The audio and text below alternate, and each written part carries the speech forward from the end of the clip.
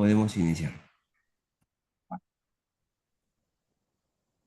Buenos días a todos, mi nombre es Antonio Pérez Valereso y le doy la bienvenida a este primer ciclo de conferencias titulado Sapiens en América, una perspectiva sudamericana.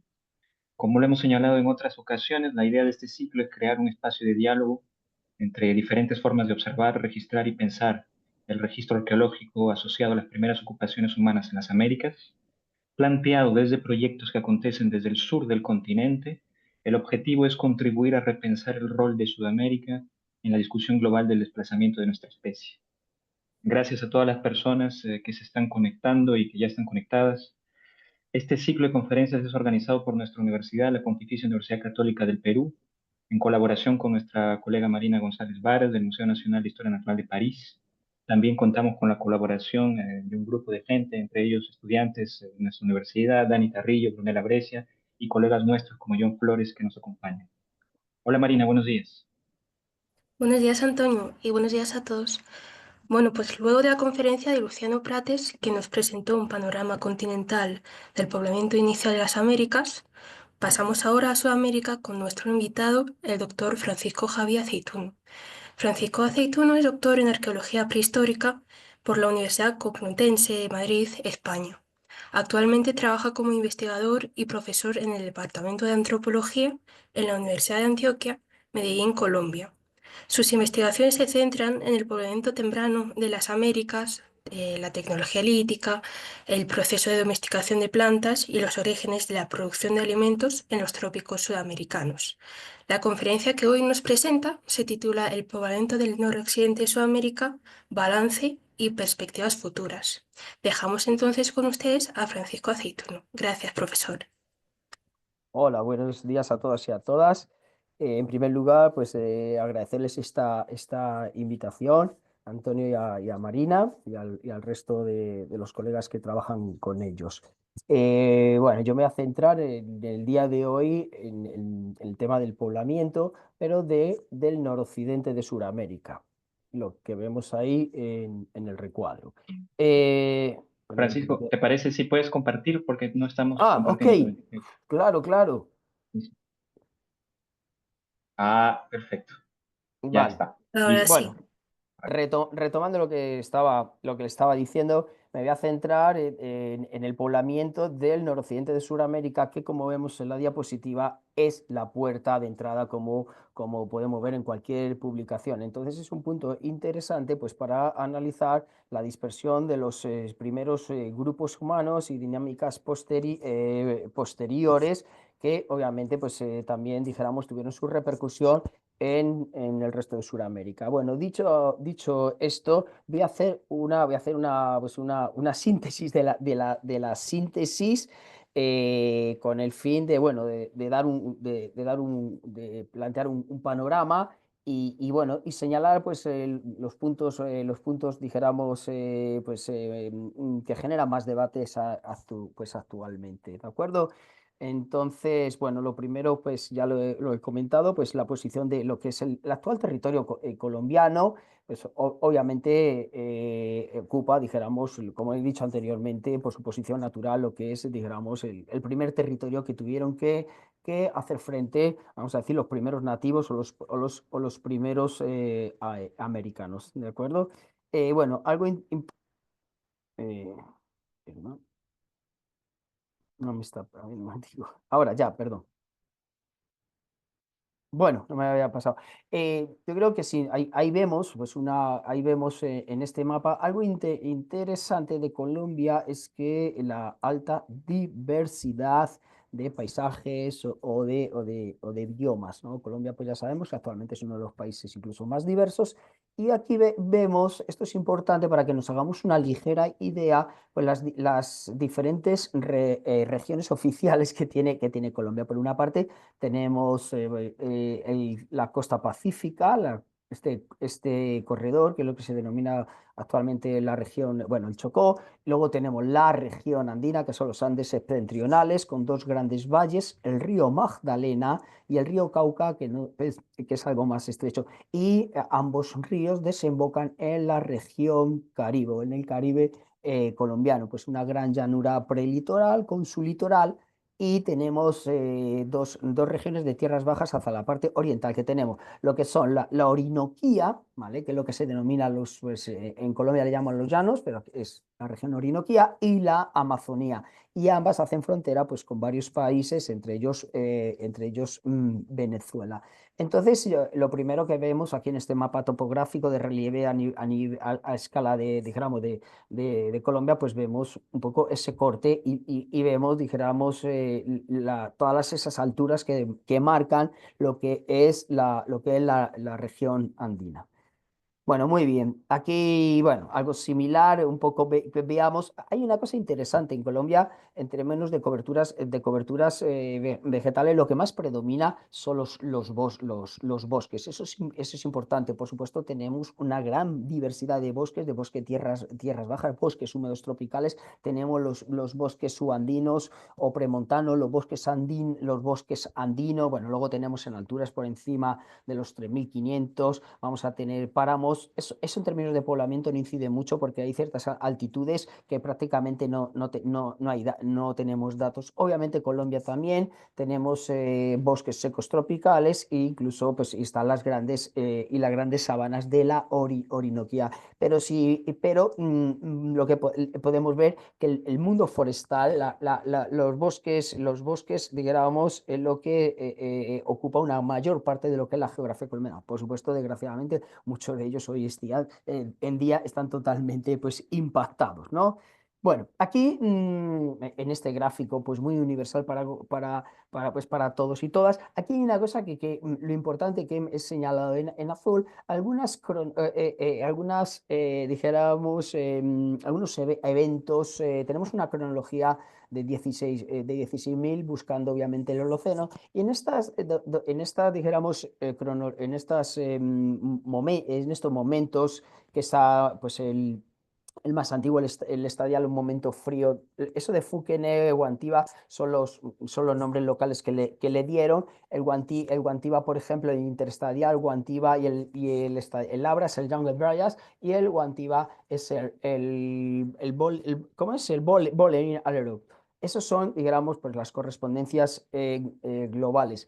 Lo primero que podemos ver en este marco cronológico, para que nos entendamos en dónde se sitúa, dijéramos, la discusión de lo que es el poblamiento de Colombia, ¿de acuerdo? Dijéramos, aquí ya hay una primer conclusión que podemos adelantarnos, y es que se puede discutir, el mayor consenso gira, o dijéramos, en términos de cronología, lo que se ha asumido a escala en Colombia y también pues, en otras partes de Sudamérica, es que el poblamiento sería los primeros grupos humanos arribarían después del post máximo glacial, ¿de acuerdo? Lo cual también lo hemos visto pues, con otros colegas. Esto, bueno, pues es lo que es, digamos, lo que más acuerdo genera. Digo esto porque también Colombia, como en otras regiones americanas o suramericanas, pues también hay fechas bastante elevadas. Pero en este rango cronológico, después del último máximo glacial, y vamos a poner el Younger Dryas, es donde habría que se ubica toda la discusión sobre la llegada de esos primeros grupos humanos y todo lo que generó. ¿De acuerdo? Claro, aquí tenemos algo interesante dijéramos, gráfico que combina, bueno, todo el tema. Este gráfico está construido con las dataciones de radiocarbono y también vemos cosas muy interesantes. Bueno, algo que es normal, y es, dijéramos, pues el aumento de las dataciones de radiocarbono según vamos, dijéramos, de tiempos más antiguos a momentos más recientes, como podemos ver en esta escala. ¿Qué es lo que tenemos aquí? Antes hemos hablado del estadial Fukene, bueno, que sería alrededor de 16 o 18 calibrado, ¿vale? ¿Qué es lo que tenemos? aquí sacando algunas fechas un poco outliers,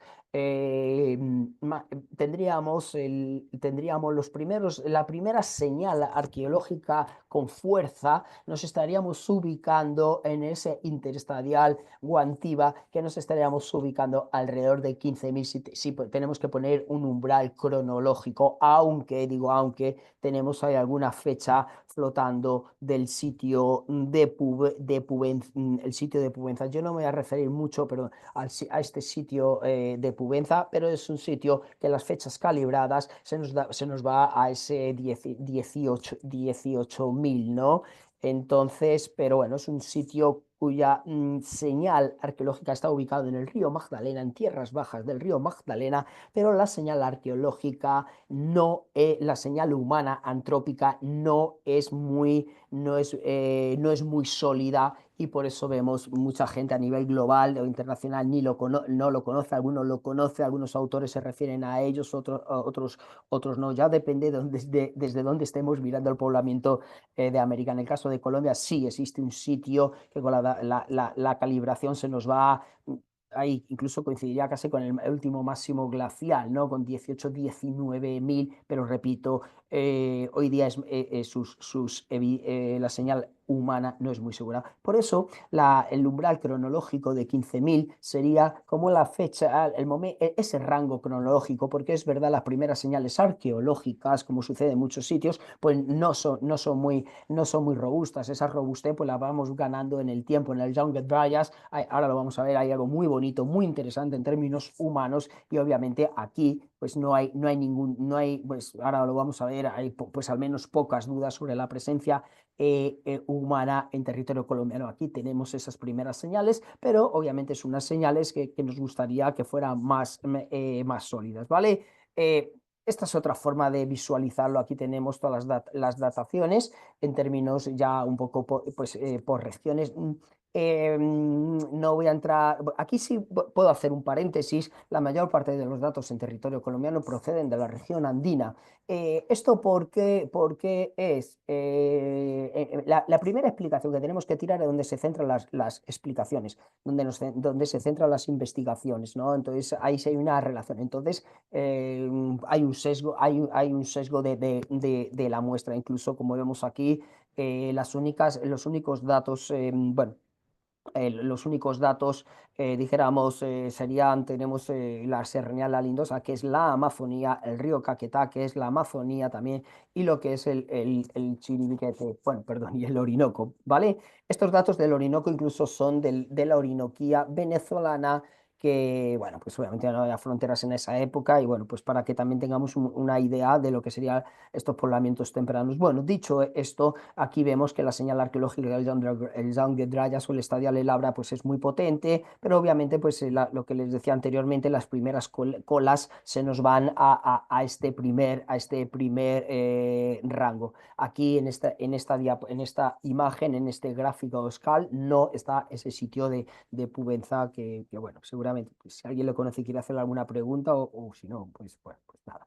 Bueno, entonces aquí vemos un poco, dijéramos, los comportamientos. Obviamente la presentación me voy a centrar más en la parte, pues a lo mejor, pues más en la transición entre el Django Dryas y el Holoceno temprano, ¿de acuerdo?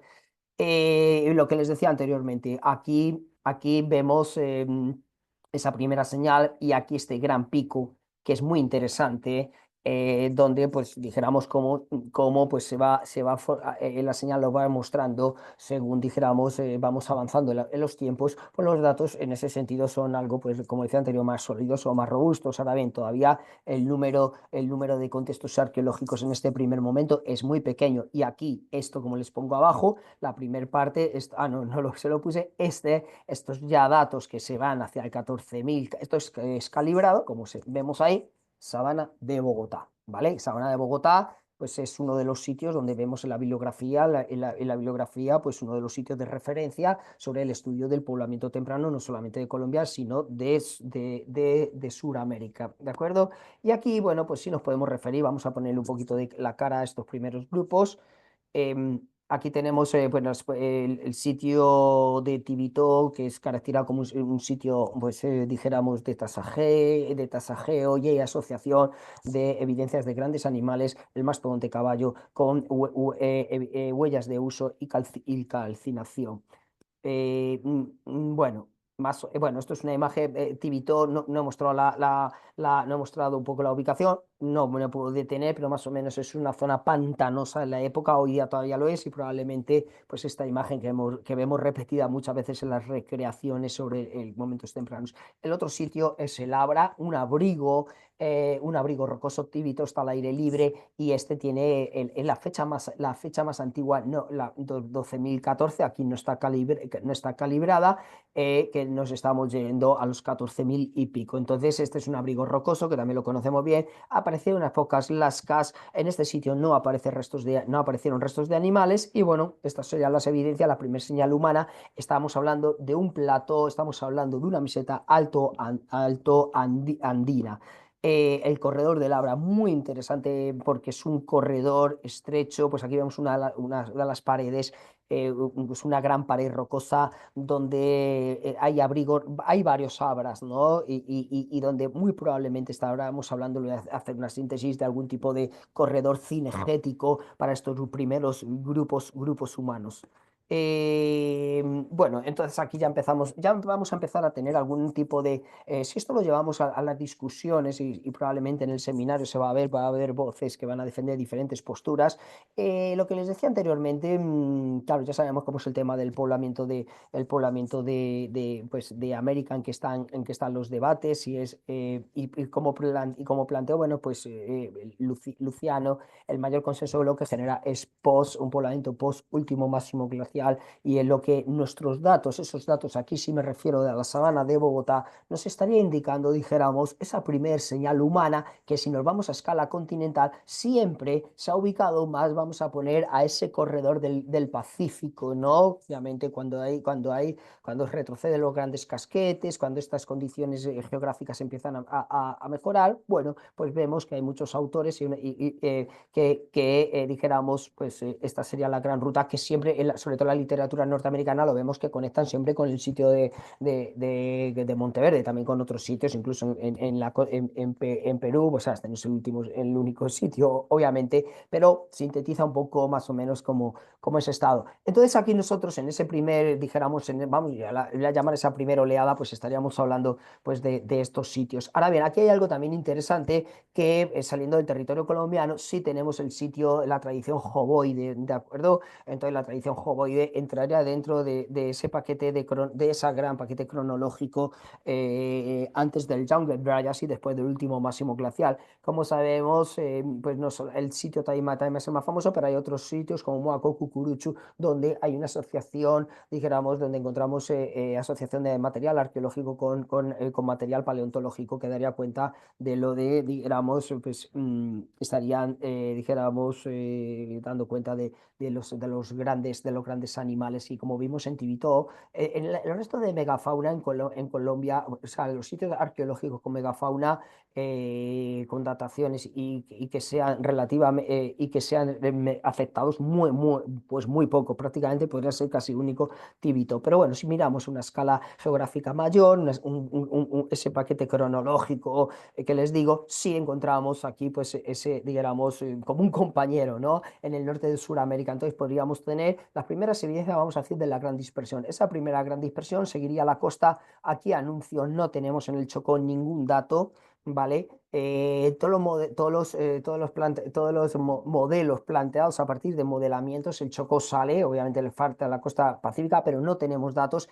Y esto es un artículo de ese mapa del año 2000, ¿no? De Gillan y Anderson, muy temprano, y bueno, ellos se plantean, obviamente, esa ruta costera. En la costa caribe colombiana, los datos más tempranos datados, publicados, son del Holoceno medio, ¿eh? No tenemos datos tan tempranos, pero obviamente hay aquí alguna consistencia mirando a escala de Sudamérica, lo que sería pues dijéramos obviamente conectando con esa ruta y obviamente decir la sabana de Bogotá, como lo hemos visto en el mapa, aunque haya sido deprisa, entrar a la sabana de Bogotá, una de las formas de entrar a la sabana de Bogotá, es decir, buscar mesetas altoandinas ricas en grandes animales, se haría una de las rutas, bueno, la ruta más expedita es el Valle del Río de la Magdalena. Bueno, muy bien, no me voy a tener por esta... por cuestión de, pues también de tiempo, no dice mucho. Aquí lo que vemos el sitio de la sabana de Bogotá, que lo vemos aquí, que al menos tenemos alguna datación. Y luego, como vemos ahí en el mapa, tenemos muchos otros sitios. Aquí sí sale el sitio el sitio de Pubenza, como les decía anteriormente. Y hay otros sitios, este no tiene ni siquiera dataciones. Aquí incluí los sitios de la Lindosa. Aquí los digo, ojo, pues en el sitio de la Lindosa lo que hay es una arte rupestre. Entonces, obviamente, pudo haber un tiempo antes del Jungle Dryas que fue importante estos grandes animales. Bueno, pudo ser, pero todavía es muy especulativo, incluso porque luego en el Jungle Dryas no nos aparecen ese tipo de evidencias. Eso también es muy interesante. En la sabana de Bogotá, al menos nos han encontrado, ¿no? En un momento que todavía los gonfoterios son abundantes, según los paleontólogos, ¿eh? Según los paleontólogos, incluso el colega Carlos López en Quinchía, en una zona montañosa, encontraron un resto paleontológico con una datación de 12.000. Es decir, ahí viene otra pregunta: ¿por qué en el Jungle Dryas no aparece? ¿Es una cuestión de sesgo o bueno, qué está pasando ahí? No obstante, bueno, no podemos plantear la gran etapa de los grandes cazadores, porque como vemos, los grandes cazadores o sea, especializados en la caza masiva de megafauna, no, eso no nos dicen los datos. Bueno, eh, esto ya lo hemos visto un poco en la tendencia, pero bueno, en estos mapas nos sirve recordar la región andina, pues las primeras, esto es, aquí no está nuevamente Pudenza, esto es la sabana de Bogotá y algún otro dato que no he hablado que son muy débiles, pero vemos cómo empiezan a incrementarse y obviamente la región andina es la que acumula muchos más datos y la que nos ha permitido, pues la que nos permite, dijéramos, construir discursos sobre bueno, el poblamiento temprano y luego extendiéndolo a lo que es lo que es el mundo del Holoceno. Aquí señalar en la parte inferior, pues algo también interesante, es lo mismo, eso es el solapamiento de todas las regiones.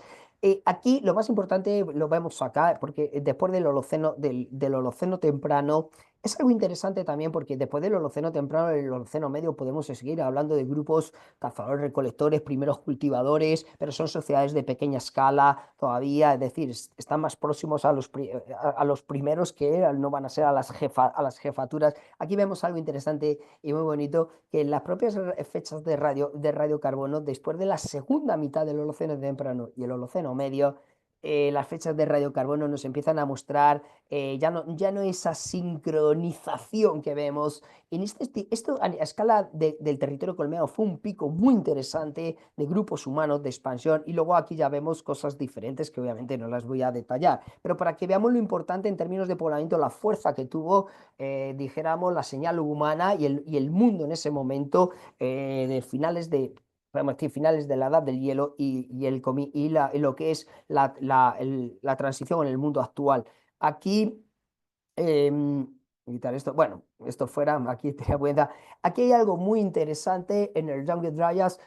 Bueno, es un resumen, lo voy a pasar en aras de todo el tiempo, donde en el Jungle Dryas, pues lo primero que vemos es el número de datos, ya lo hemos visto, diversificación de las tecnologías líticas.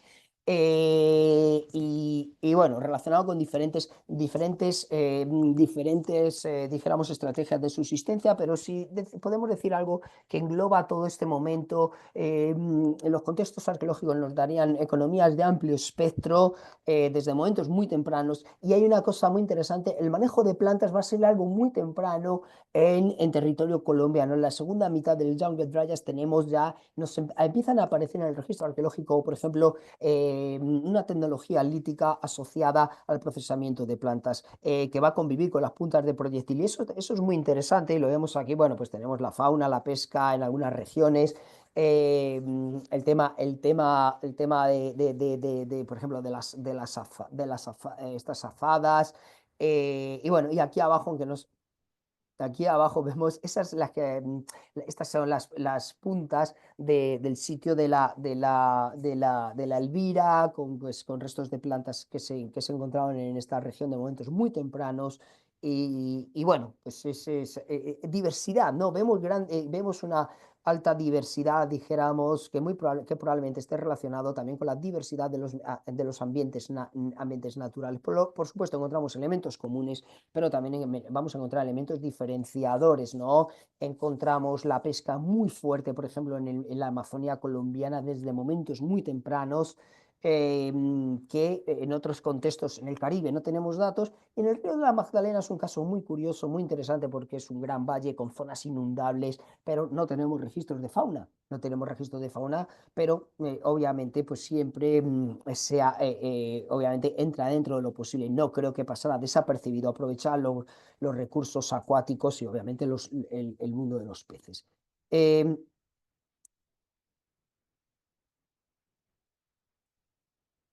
Vale. Bueno, esto aquí voy a empezar aquí algo muy interesante, es lo que les comentaba anteriormente. Nuevamente, lo siento, ese lector, bueno, que no sé, aquí para aclararles, pongámonos el rango de rayas, este gráfico no tiene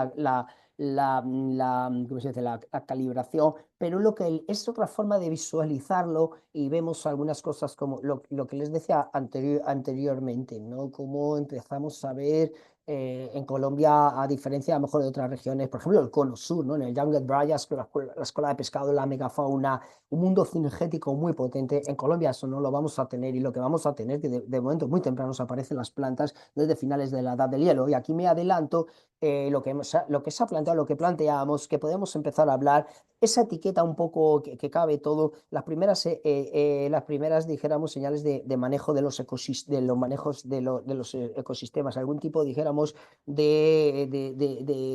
algún tipo, dijéramos, o de alteración, o digamos, de alteración, o propiciar que determinadas plantas y determinados animales pues sean más numerosos en los ecosistemas, obviamente pues para mejorar, dijéramos, las estrategias de subsistencia. Por eso digo esa etiqueta de Management of Landscape, que tiene muchos apellidos y le podemos poner otras muchas subetiquetas. Pero es algo muy interesante. Incluso aquí hay autores, Cristóbal Ñeco ya habló con su sitio de San Isidro de conceptos como agroecología, ¿no? O agroecología, que obviamente va en esa dirección, alguna forma muy arcaica ya de empezar a de producción de alimentos. Incluso algunos autores hablaban ya de cultivo. Bueno, seguimos. Esta es una parte muy interesante, que nos volvemos otra vez a esa transición, Jungle Dryas transición. Aquí, ¿qué es lo que vemos en este mapa? Este es un modelamiento de múltiples para ver otra forma de visualizar la cartografía del poblamiento temprano, y es modelar posibles rutas de óptimo desplazamiento a escala tal, para ver todo este tipo digamos, de expansión. Aquí vemos las diferentes regiones. Lo que les decía anteriormente, siempre el Pacífico sale, pero no tenemos datos muy tempranos, porque es este punto, que es el río Calima, es sobre ya lo que es la cordillera. Pero tenemos algo muy interesante, lo que veíamos anteriormente, como una eclosión, una explosión humana, ¡pum! Voy a utilizar la palabra, una recolocación de estas bandas de cazadores recolectores que se nos van. Veamos que la sabana de Bogotá, dijéramos, como digamos que fuese uno de los primeros puntos. Este es el río de la Magdalena, que es muy interesante porque obviamente pues marca una gran ruta, como ya se han planteado otros, una gran ruta, dijéramos, de poblamiento, que a mí me gusta mucho, porque además de conectar, pues obviamente las tierras altas, se nos va directamente a la Amazonía, ¿no? Es una ruta de un desplazamiento. Claro, esto es un modelamiento, ¿vale? Entonces vamos a entender también esto, pero es muy interesante, ¿no? Que vemos aquí como este eje, y como obviamente articula, dijéramos, la región de la sabana con otras regiones. Bueno, aquí, entonces, lo que les comentaba, pues, por ejemplo, el río Cauca es muy importante, ¿no? Este es el río que lo estoy señalando acá, porque esto es Popayán, los datos que les comentaba.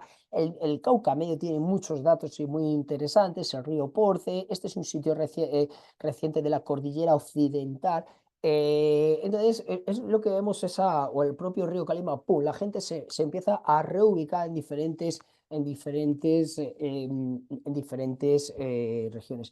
¿Qué pasa con esta eclosión, pues eclosión entre comillas, del mundo en el Llago de Trayas? Pues obviamente pues, lo que vemos es, dijéramos, pues unas adaptabilidades que encuentran alguna relación con las particularidades, porque volviendo a la primer diapositiva, aunque esto es la región andina, pues en la región andina tienes mucha variabilidad altitudinal y además lo que comentábamos anteriormente, el río, sobre todo el río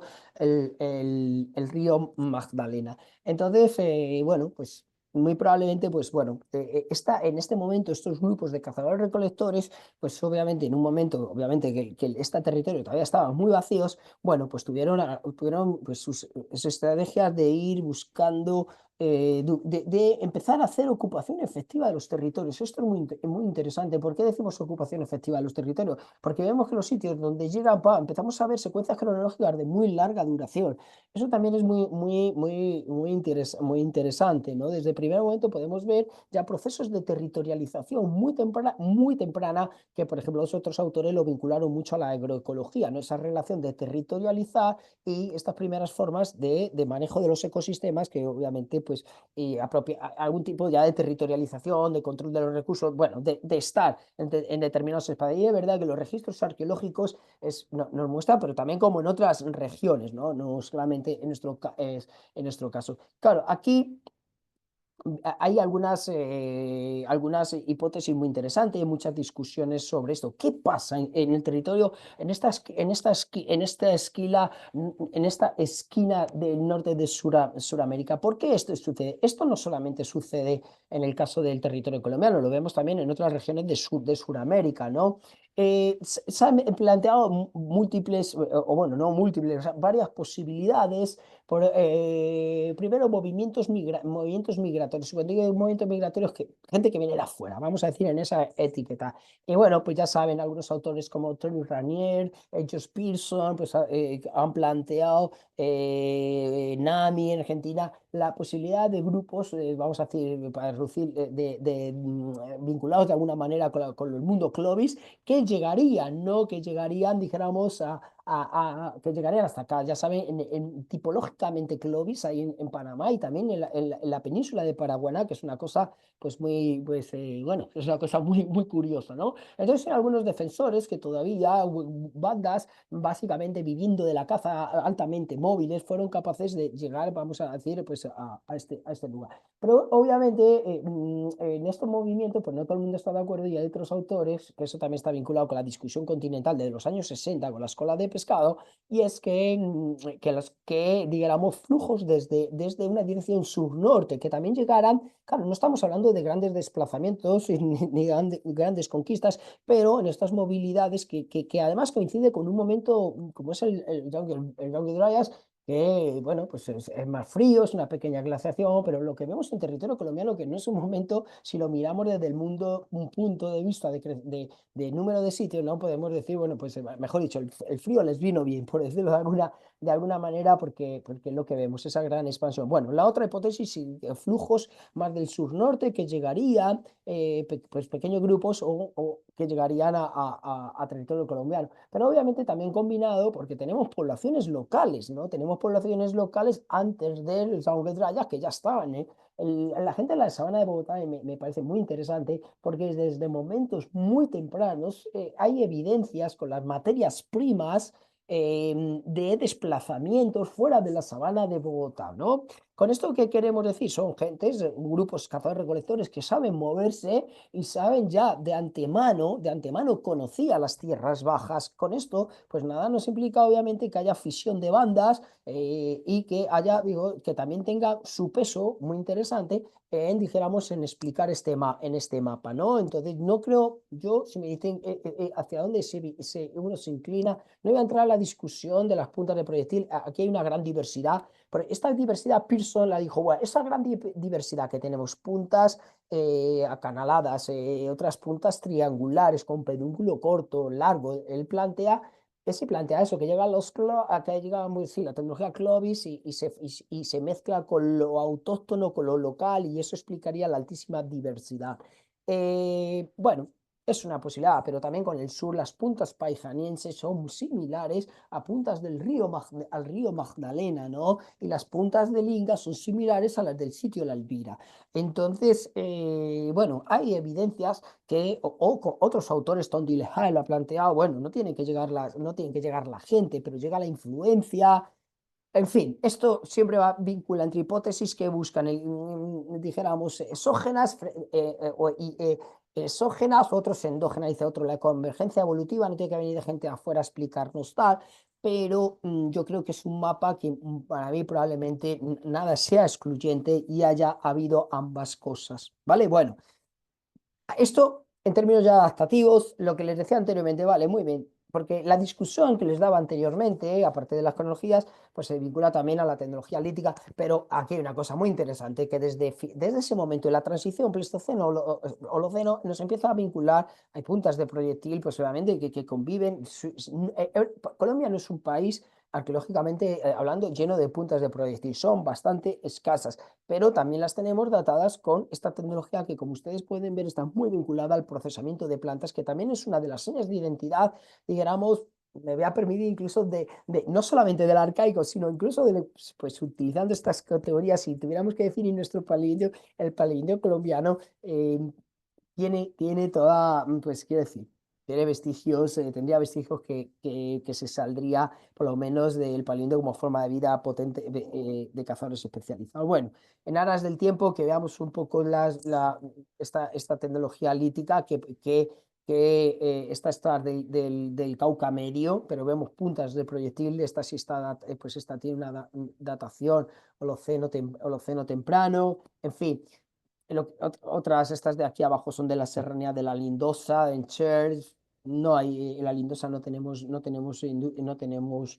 puntas de proyectil, no tenemos ni,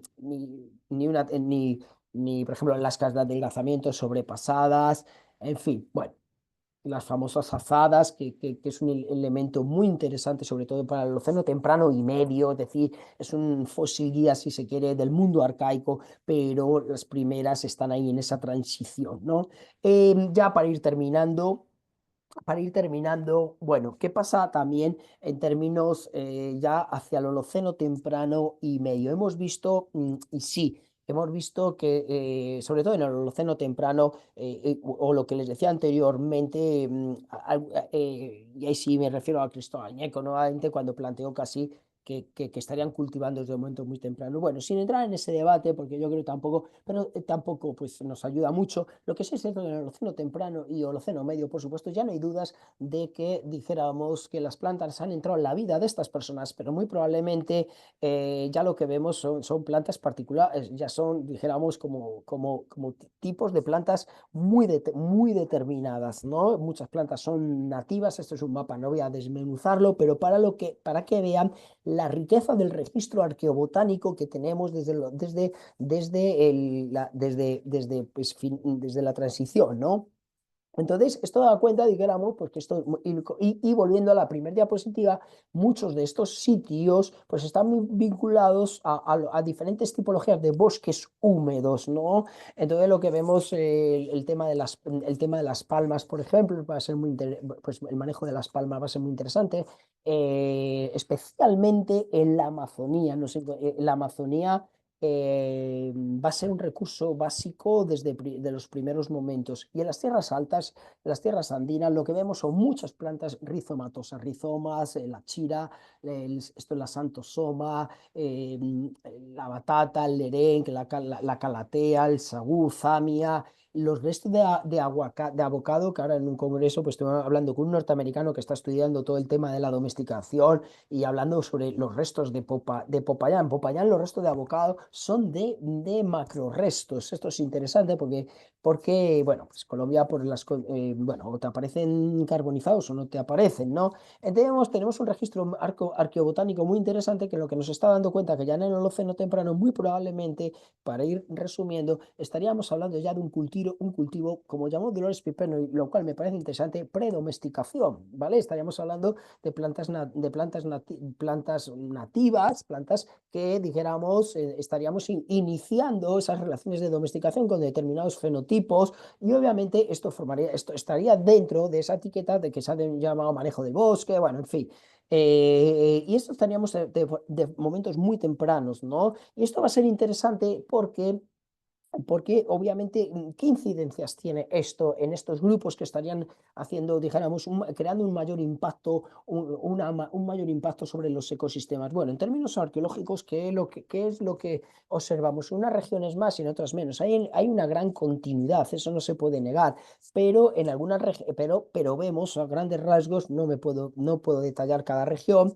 Hay una cosa muy interesante, al final del Holoceno temprano y el medio, empiezan a aparecer la visibilidad de la muerte. O sea, si decir que en las primeras etapas hay una ocultación de la muerte, ahora empezamos a ver, incluso empezamos en el Holoceno medio, hay cementerios ya, ¿no? Entonces, obviamente, eso está muy vinculado y todos sabemos, esto es un misterio, probablemente ya formas de una mayor apropiación territorial, una forma de marcación, una forma de marcación territorial a través de los antepasados. Entonces, si vemos algunas relaciones entre, dijéramos, como estas primeras formas de producción de alimentos que estaban relacionadas con el manejo de los ecosistemas, y también algunos cambios en la vida de estos grupos. Vemos también algo muy interesante, como empezamos a ver, por ejemplo, en el río Porce, en el propio Cauca Medio, cómo empezaron los asentamientos, empezamos a ver ya construcciones modestas. No estamos hablando de la vida aldeana,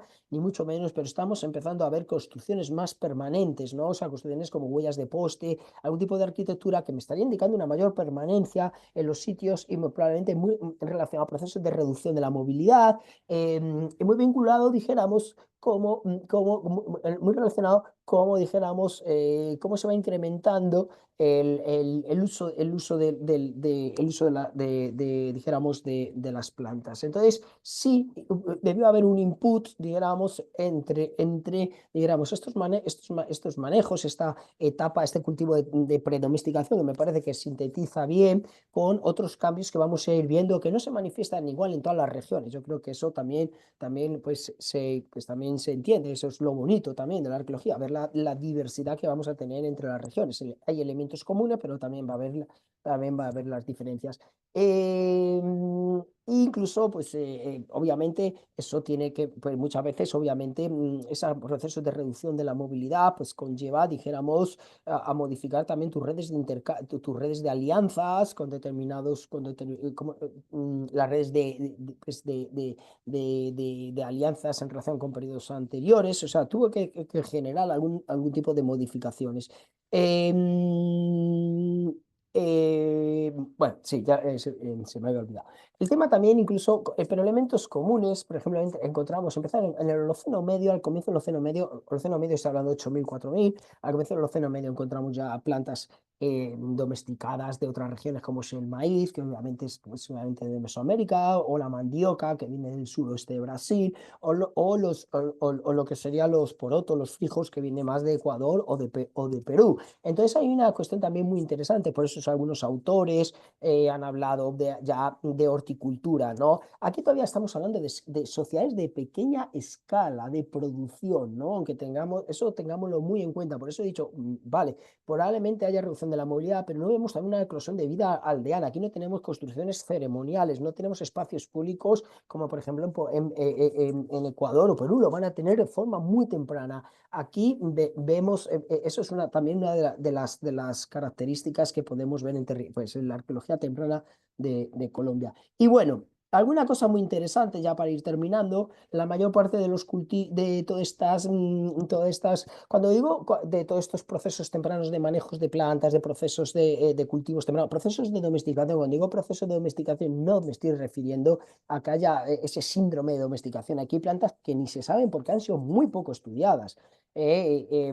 si hablamos cuál sufrió el síndrome de domesticación, porque obviamente plantas muy estudiadas porque tienen mucho peso actual como la mandioca, los frijoles, los porotos o el maíz, pero hay otras plantas entre una santosoma cultivadas, silvestres, domesticadas, que eso, ni eso se sabe, ¿no? Entonces, pero bueno, ubicar que hay los bosques subandinos es algo muy interesante.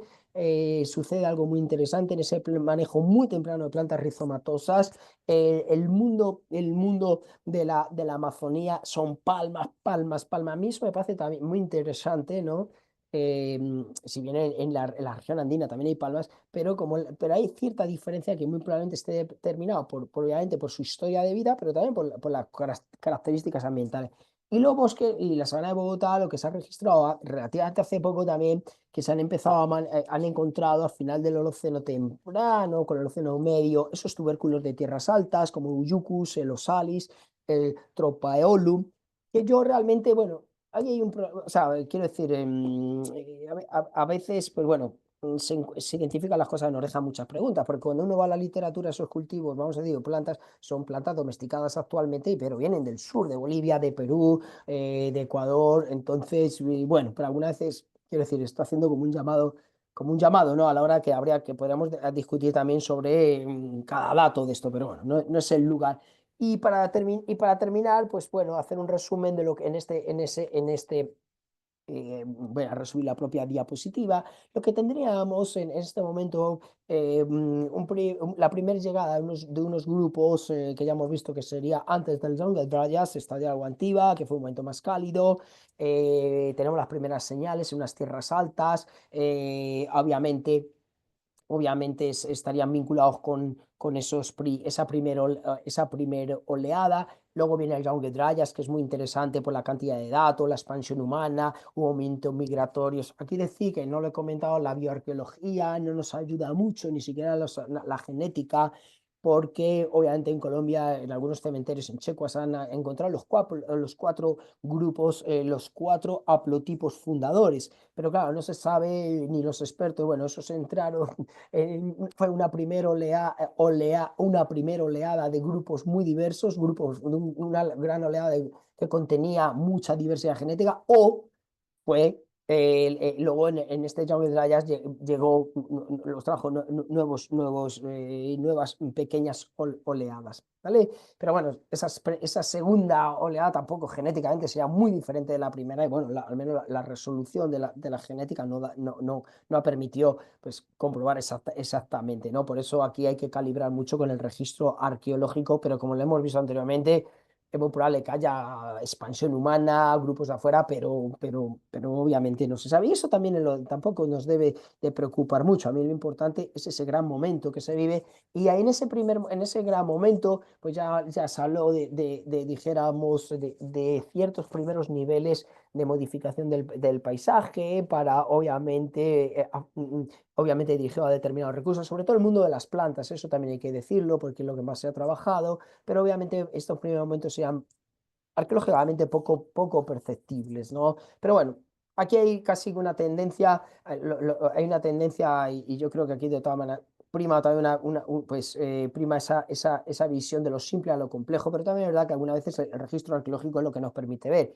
Luego hacia el Holoceno temprano, pues es verdad que ya podemos poner nombres a determinadas plantas con más claridad, los sitios incrementan, encontramos ese patrón que hemos visto de una tecnología lítica que comparte muchos elementos y algunos muchos, incluso esos famosas azadas, las manos, y empezamos a encontrar plantas comunes entre unos sitios y otros, sobre todo las plantas rizomatosas. Entonces, obviamente, aquí ya tenemos mayores niveles de modificación del paisaje, probablemente, y es que si no lo muestra el registro arqueológico, más nos muestra un mayor número de sitios que podemos asumir que nos estaría indicando un mayor crecimiento demográficos. Y bueno, así hasta dijéramos lo que hablaríamos en un Holoceno ya medio, tardío, obviamente de horticultura, luego hasta agricultura, tala y roza, bueno, hasta ya procesos, y aquí estoy hablando ya casi a las puertas del Holoceno tardío, cuando empezamos a encontrar, es que en Colombia, por ejemplo, esta grande adecuación de aterrazamientos, camellones, tierras mulatas, eso es algo muy tardío, eso viene ya, valga la redundancia, en el Holoceno tardío. Entonces, tenemos señales muy tempranas, lo voy a decir, de cultivo de plantas silvestres por lo menos siendo prudentes desde el Holoceno temprano, pero hasta que encontramos las grandes modificaciones y sociales y culturales hay que esperar al Holoceno tardío. Incluso no he hablado de la cerámica en Colombia aparece alrededor del 6000, en la costa caribe aparece alrededor del 6000, en los Andes, en la región andina aparece alrededor del 5000 y estamos hablando del Holoceno medio. Y bueno, como les decía anteriormente, hay algunos cambios, por supuesto, bueno, porque obviamente la historia no es estática, pero realmente no produce una gran revolución, ni siquiera el tema del maíz. El tema del maíz es un tema muy interesante también, pues, para abrir otros debates. Como en el resto de América, esos han hecho trabajos muy buenos en Mesoamérica, en Colombia, tenemos datos muy tempranos de la llegada del maíz, pero los isótopos, que no tenemos muchos, pero en la sabana de Bogotá, Miguel Delgado ha hecho un trabajo muy bueno, Felipe Cárdenas, y todos te dicen que el maíz empieza a ser importante. Y puede ser una muestra representativa. A partir del 3500 en la sabana de Bogotá hay un cambio muy potente en el Océano Tardío, pero también en la sabana de Bogotá tenemos datos tempranos de la dispersión del maíz. Es otro gran debate, ¿no? Pero quiero decir, no se produce un input revolucionario, incluso con la cerámica temprana, o yo la he planteado algo similar, que probablemente es una cerámica que la han vinculado en el río Porce, más una vajilla de consumo de alimentos que probablemente nos esté hablando de grupos que dijéramos con una mayor necesidad o de vestigios de las alianzas que tenían los grupos humanos, ¿no? Alianzas que entre otras cosas sirven para dirimir, para sellar alianzas, transmisión de información, y bueno. Pero, quiero decir, todavía estamos muy lejos de cuando vemos la gran transformación arquitectónica del paisaje por parte de grupos que, por ejemplo, los grandes camellones, canales que vamos a ver en determinadas regiones. Bueno, y esto es todo. Creo que aquí tenemos, bueno, le hemos hecho un recorrido a lo que es el poblamiento temprano de Colombia. Muchas gracias a todos y a todas. Muchísimas gracias, Francisco. Mil gracias por tu presentación. Un panorama realmente bastante denso y sintético a la vez, así que tengo un par de preguntas o comentarios por ahí. Pero primero aquí algunos saludos y preguntas también. Guillermo Ramírez, gracias por la presentación. Yo estudio el área del occidente de Mesoamérica y la conexión con Sudamérica desde el periodo clásico mesoamericano es más que evidente. Pregunta, ¿habrá alguna evidencia o algo que apunte a que esta situación existía desde mucho antes? Es decir, lo vemos en las formas arcaicas de maíz que aparecen en ambas regiones al menos desde el Holoceno. Muy interesante. Pues sí, yo ahí no tengo mucho, la verdad, no me muevo mucho, digamos, en esos periodos, pero sí, yo creo que el tema de la dispersión temprana del maíz sería pues como una evidencia también. Desde la genética también de la genética contemporánea colombiana han planteado como dos cuestiones, el mundo amazónico y el mundo de los Andes, ¿no? Incluso alguien decía, pero eso es genética moderna, como dos grandes oleadas, que además esos dos pueblos, y claro, lo que pasa es que estos genetistas modernos con las cronologías son muy ambiguos. Entonces, dice, aquí hay una tendencia en Colombia, aquí los pueblos andinos y los pueblos nacidos de las tierras bajas, ¿no? Los pueblos andinos son más diversos, los modernos, los de las tierras bajas son más homogéneos. Entonces, esto probablemente hay dos.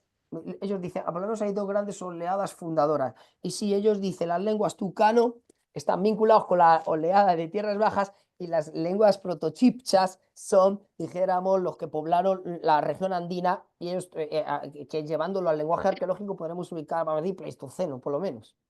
Entonces sería digamos, en ese sentido, bueno, y obviamente, pues obviamente en esa dispersión, pues obviamente de norte-sur en momentos más tempranos, pero ya luego las relaciones, yo sé que la orfebrería la han trabajado mucho más, por ejemplo, y obviamente, lo cual es muy lógico, ya en periodos mucho más recientes, aparte de, dijéramos, mayores densidades demográficas, sociedades más complejas, donde ya el comercio es algo habitual. Las redes de intercambio, pues obviamente no solamente como muchas veces cuando trabajamos grupos muy tempranos, sí, la información, el tener relaciones con otras bandas es muy importante para los grupos de cazadores-recolectores como una estrategia de minimizar el riesgo, pero está claro que en sociedades más complejas podemos hablar ya de un comercio y obviamente y no soy experto en eso, obviamente sí, lo que él dice, Guillermo, está muy estudiado, ¿no?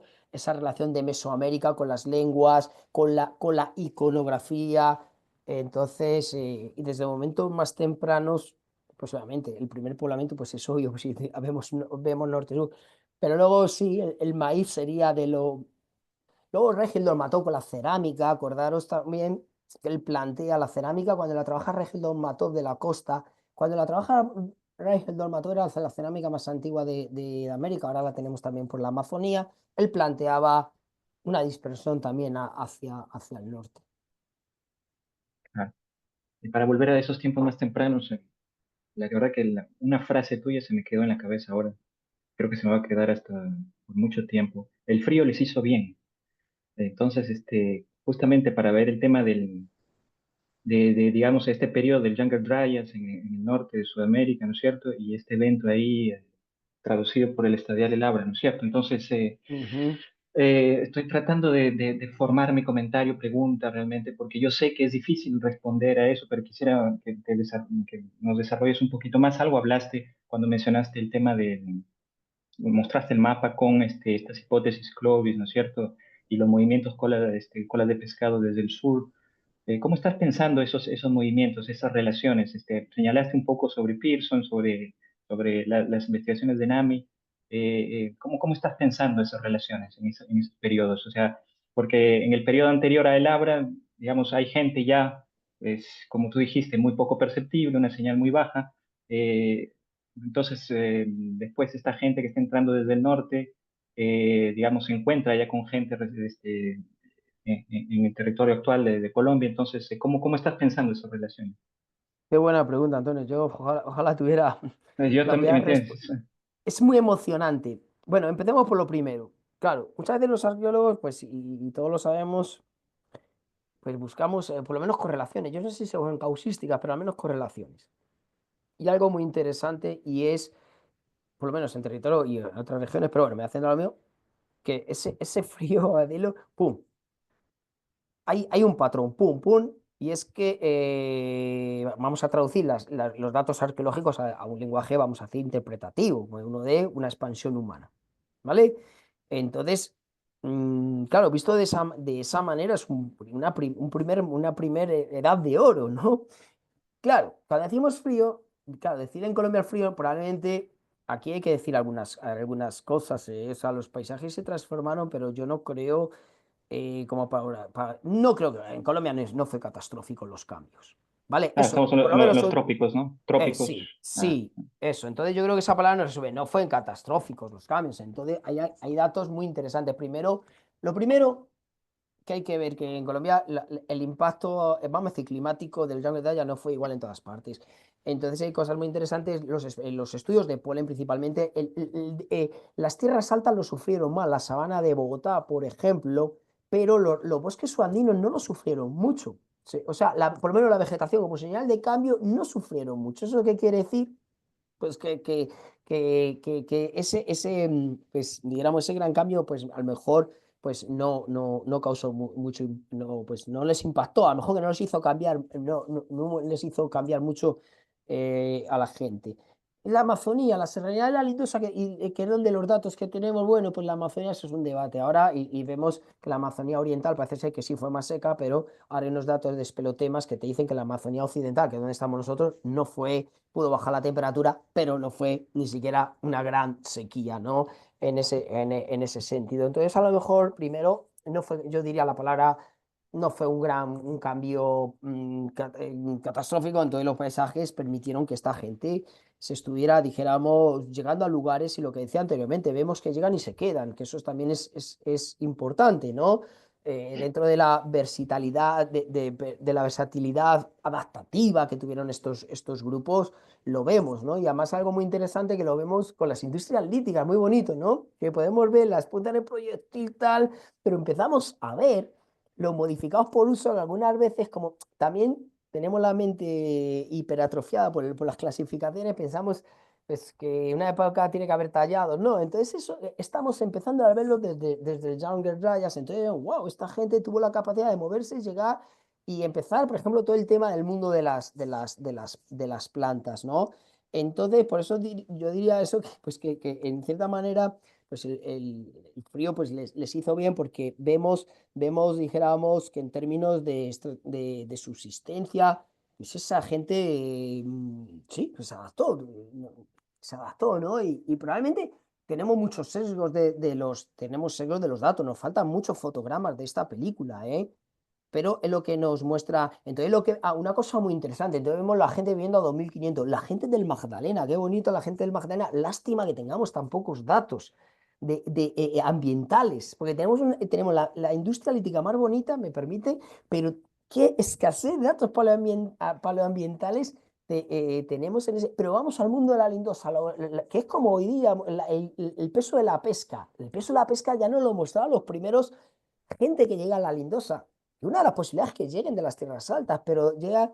Entonces, en ese sentido, hay una gran plasticidad adaptativa de estos grupos que se están moviendo. Ahora bien, ya, Doño, sobre las hipótesis, cuando uno lee, pues yo ahí no, yo no lo sé. A mí si me dices, yo creo que sí pudo llegar la fisión de las bandas, largos desplazamientos, pudo llegar inputs de gentes de otras partes. Pero es que es tan sugestivo lo que decía, hay unas industrias líticas, es verdad que tenemos muy pocos datos, pero lo que yo decía, esos sitios de Popayán, La Elvira, que cerca de Ecuador, tiene o las paijanienses, que eso ya lo han dicho otros autores como Ardila, lo dijo Politis, ¿y por qué no?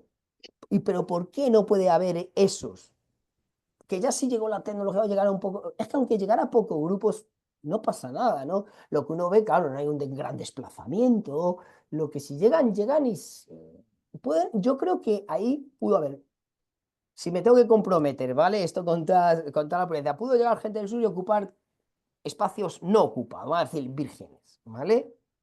Y luego, inventarse una mano de molienda para triturar un corozo, eso pues no hay que ir a Harvard, ¿no? Yo creo que está a la mano de gente que viene de Siberia. Es que gente que viene de Siberia y que atraviesa todo un continente. Entonces, no me parece que lo que me parece que es que la gente tenía, pues, yo qué sé, tenía muchas capacidades, ¿no? Pero hay algo también me parece muy bonito del mundo, claro, pero había gente local, la gente en la zona de Bogotá para mí es muy bonito porque estoy hablando con los datos de ahora. Esta gente en Tequendama tenemos datos y yo le creo a Correal desde desplazamientos al río Magdalena.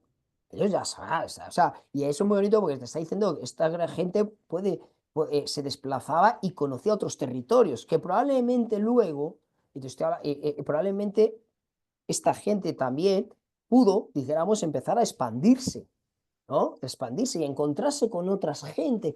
¿Qué pasa con los Chloe? Bueno, también, bueno, pues eso ya lo han defendido algunos. Eso es para mí lo que yo llamo la segunda recolonización, ¿no? Porque muchas veces con los Chloes dice, bueno, muy bien, hubo gente, David Meltzer lo plantea, bueno, me da igual.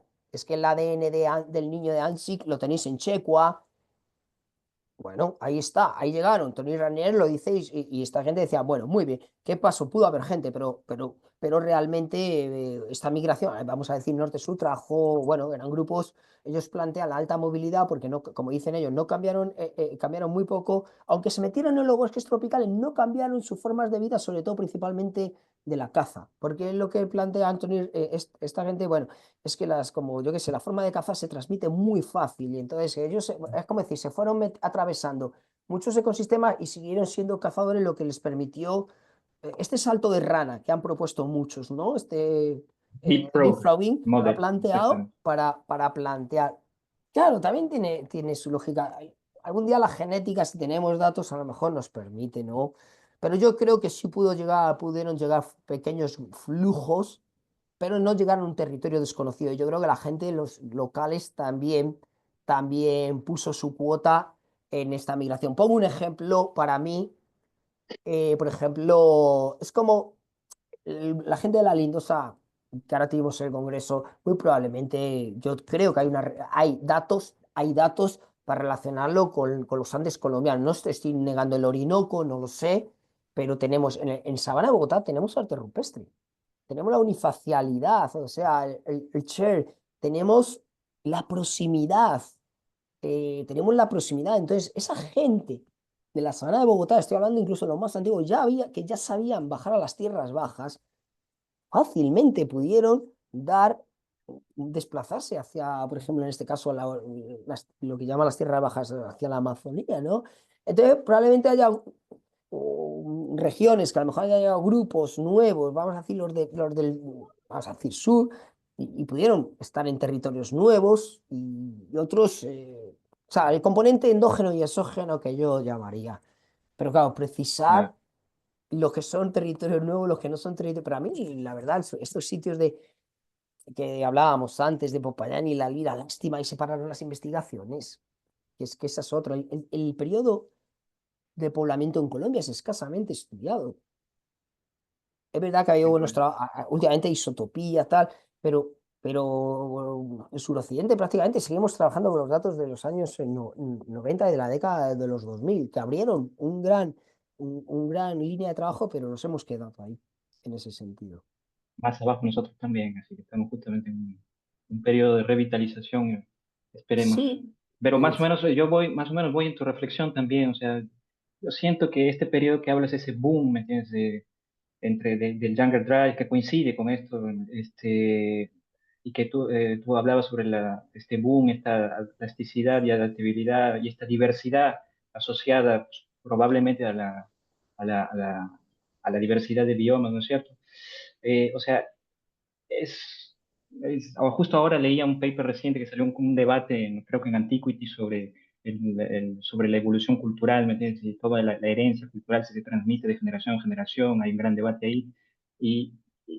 Claro, voy a poner ejemplos del viejo mundo, pero ahora viendo este tema de una permanencia, ¿me entiendes? De varios milenios de este manejo del paisaje, como tú señalabas, o sea, y que aparezca así como boom, digamos, a partir de 13.000, 12.8, digamos, hace pensar justamente que eso nace previamente y nace previamente, digamos, por conexiones entre gente que ya estaba con gente nueva, ¿no es cierto?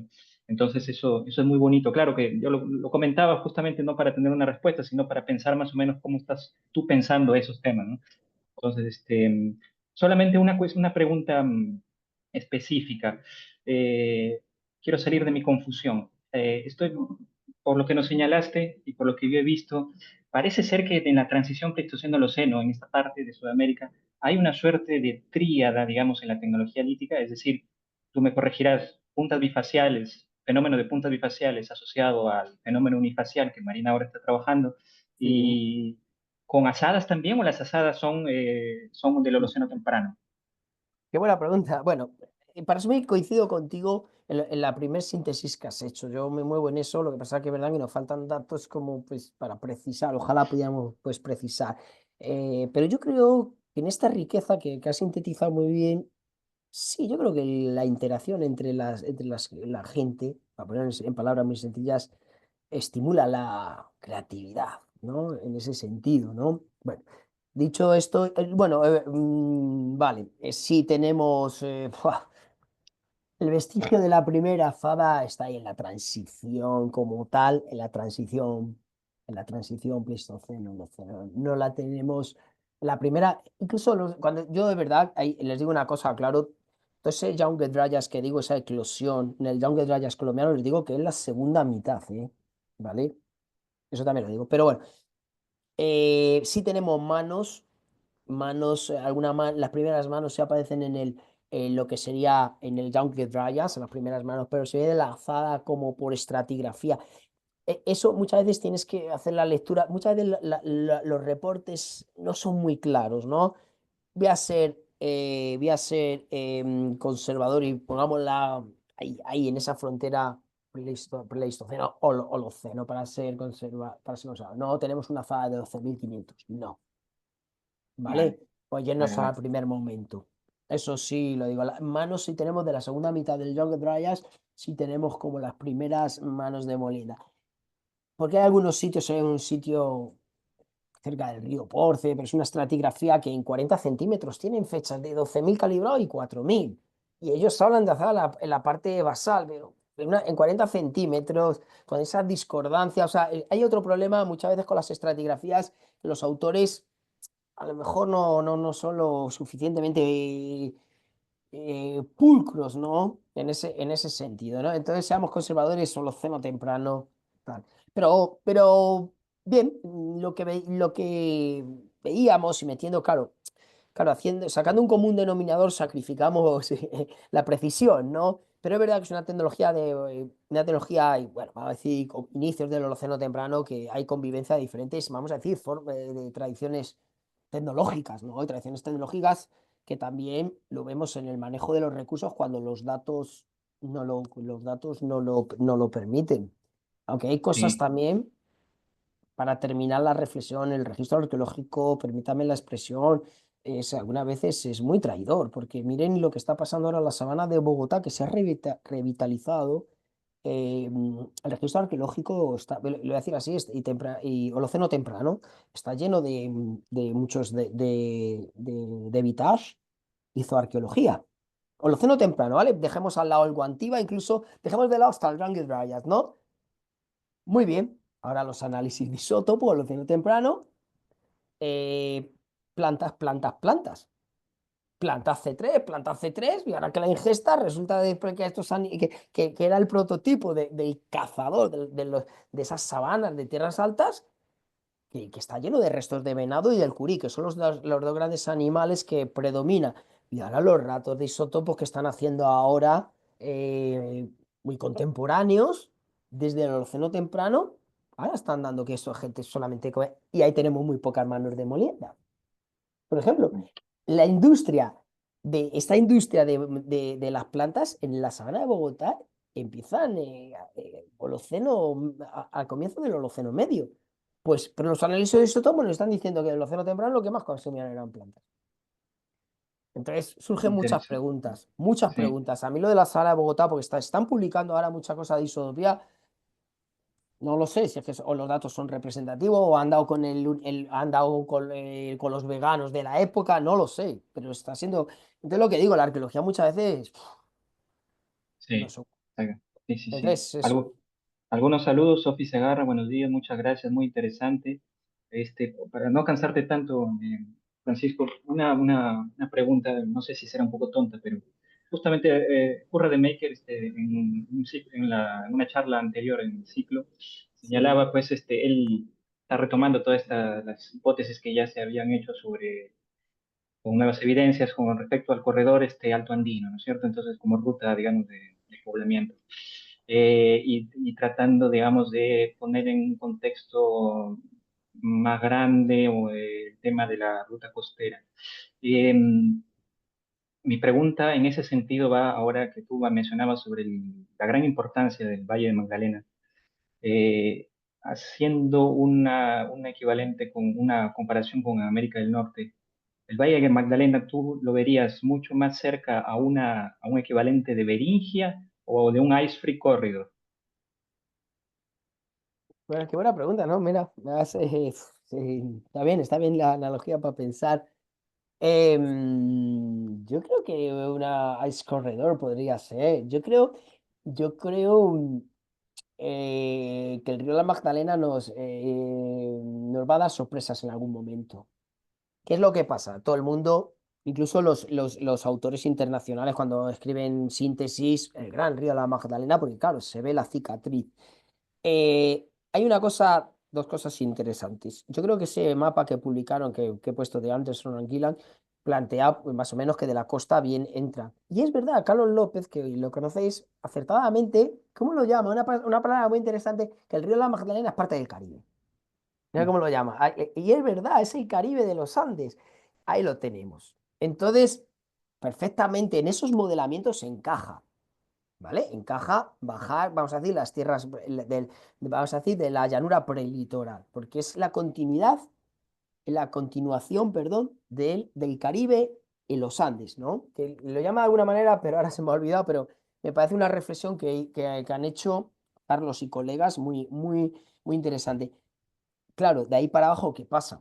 Eso también hay que pensarlo, porque eso también tenemos que pensarlo, porque ese corredor, cuando tú llegas al nacimiento, cuando se llega al nacimiento del río Magdalena, es una montaña, que se va Ah, encajonando.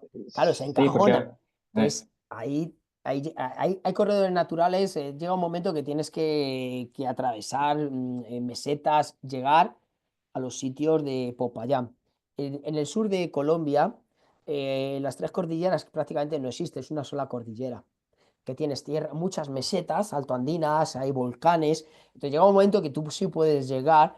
Sí, en términos sí, es una ruta es una ruta de entrada, por lo menos por la parte media a la parte interna de los Andes. Pero en algún momento tienes que, en el estrechamiento del sur de Colombia, de Ecuador, te tienes que, o tiras por la mitad, que ahí puedes empatar con las Highlands de Ecuador, con Kubilán, el Inga. O sea, hay su lógica. A lo mejor no tenemos las fechas tan antiguas, pero bueno, yo creo que los datos que tenemos nos dan un modelamiento de cómo pudieron operar cazadores-recolectores. Entonces, en ese sentido. Entonces, sí, yo lo veo plausible de que, porque el corredor pacífico, ahí está, obviamente, claro. Pero ¿cuándo vamos a tener datos en Colombia? Va a ser muy, muy, muy difícil, ¿no? Entonces, al menos los datos de la Sabana de Bogotá, los datos del Magdalena Medio, y los datos del Cauca también, ¿no? Y los datos de Popayán, que se nos van a 12.000 y algo, van en ese sentido. Entonces, yo creo que sí fue claro, muy porque correcto. tú señalabas también con el tema de la conexión hacia la Amazonía también, y claro, en la Amazonía brasileña tienes esa tríada, tienes puntas bifaciales del proyectil, tienes Sí. unifaciales y tienes los machados pulidos, ¿no? Entonces, además de todo el arte rupestre, por supuesto, entonces, claro, por eso estaba pensando en eso como el Valle Magdalena Medio, ¿no? Además, bueno, seguramente, como tú dices, nos va a dar bastantes sorpresas en los años que vienen. Sí, Bueno, ojalá. Lo que pasa es que es una tierra, el Magdalena, por lo menos el medio. Está todo lleno, bueno, lleno de material superficial, pero la dinámica geológica es muy compleja porque obviamente tenemos un gran río que es muy dinámico, como todos sabemos, y súmale que actualmente es una zona de mucha ganadería. Entonces, es una zona de un punto de vista geoarqueológico muy compleja. sí, sí, sí, Entonces, sí. pero sí, en algún momento tiene que nos va a dar una sorpresa. Bueno, Francisco, te agradecemos mucho por tu tiempo, tu generosidad, por esta síntesis realmente que no solamente nos deja preguntas, puertas abiertas, y comentarles a todos que la charla va a estar disponible en lo inmediato en las redes sociales de nuestra universidad y muy pronto en una página web dedicada al ciclo de conferencias. Y nada, los esperamos el próximo lunes en la siguiente conferencia. Y nuevamente, muchísimas gracias, Francisco, por tu tiempo. Bueno, pues nada, nuevamente muy agradecido por la invitación, Antonio y Marina, y bueno, hasta la próxima y bueno, enhorabuena por este ciclo. Estamos en Va- contacto. Hasta Vale, luego. Muchas hasta gracias. luego, chao. Chao.